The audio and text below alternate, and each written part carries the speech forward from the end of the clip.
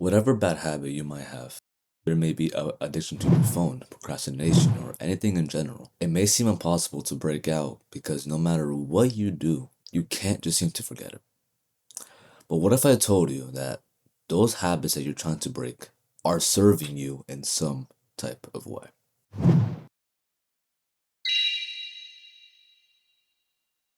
Be honest with yourself.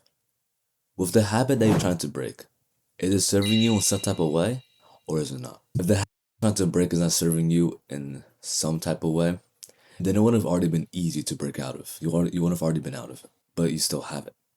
That's the main issue.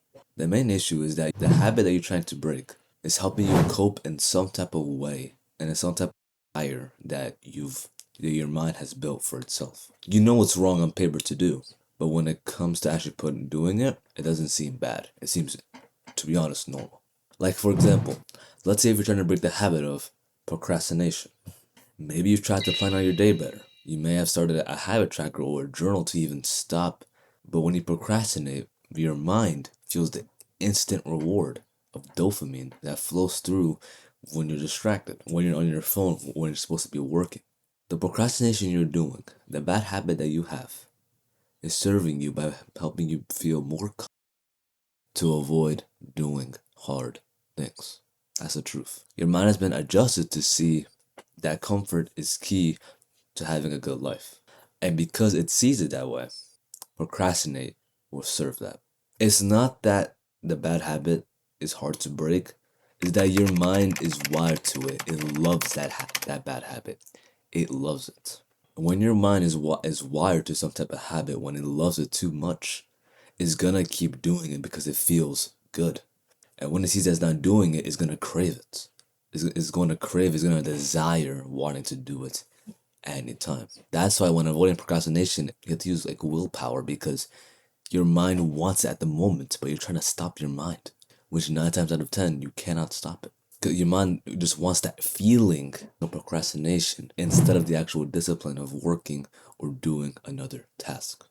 To be honest, I don't want you to keep struggling trying to break bad habits in a way where you have to use willpower because there is a way to break out of this loop that you may be in right now, and I'm telling you it's not willpower.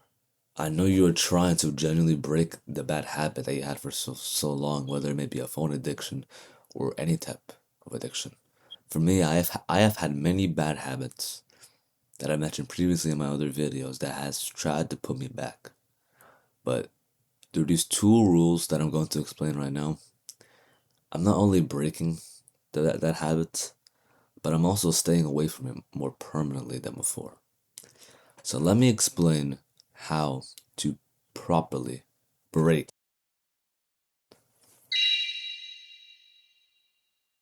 The first rule to follow when breaking a bad habit is to replace the bad habit with a good habit that feels better. The main reason why I say this is that because the mind is wired to do things that seem enjoyable, that seem genuinely nice to do. When you replace that bad habit with one that's benefiting you and that feels good to the mind, your mind is going to forget about that bad habit and will start to crave more of the habit that brings more enjoyment and is beneficial. Now, I want you to listen up because this is where most people do get lost on. Let's use the example of procrastination again.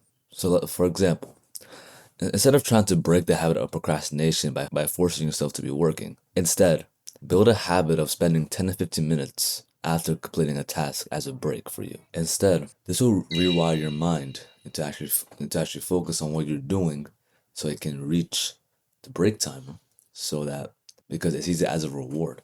Instead of randomly trying to take a break during the middle of your work session, it will wait until you're done with a task so then you can take that break. Like for me, after I do a big block section of work, I take 10 to 15 minutes as a break to be on my phone. This is so that my mind is not lost. This helps so my mind is not constantly trying to get a break in the middle of my work session. Now that's just an example of what you can do to combat.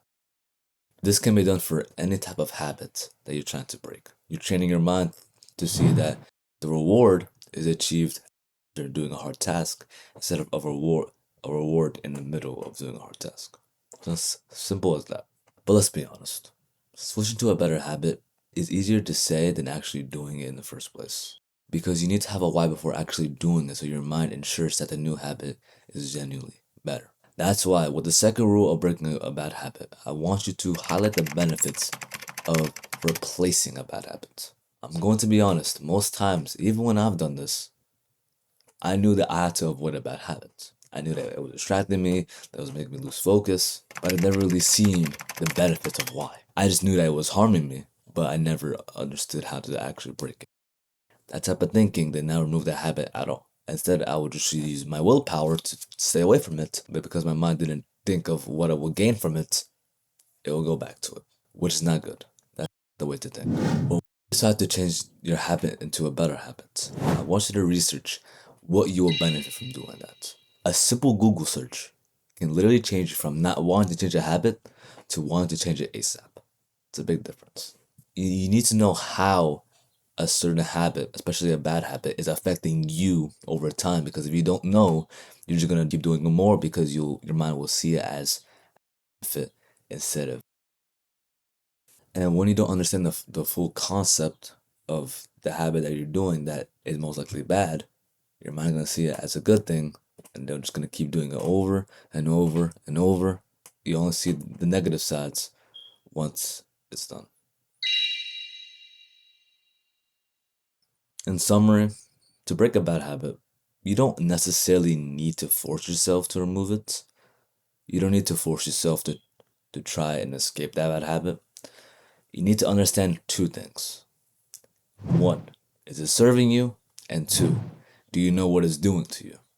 Just understanding those two things, just understanding what it's doing to you and seeing if you perform a habit in some type of way is crucial to understand so you know where the root of the bad habit is so you can replace it. The goal here is not to just remove a bad habit, it's to replace it with something better that has a higher level of reward than the previous bad habit that actually helps you instead of putting you back. To replace a bad habit, research different habits that give a higher level of reward than your current bad habit and highlight the benefits of those habits so your mind is more wired to do them as it is getting more out of it. Once you start doing this, you may not see a change directly, but over time, you will see that your focus will get better and better and better over time. All in all, that's all that I have to say for today. So make sure to work out when needed to, start to understand what your habits are doing to you, and replace them when you need to. Thanks for watching, and I will see you, my friend, in the next one.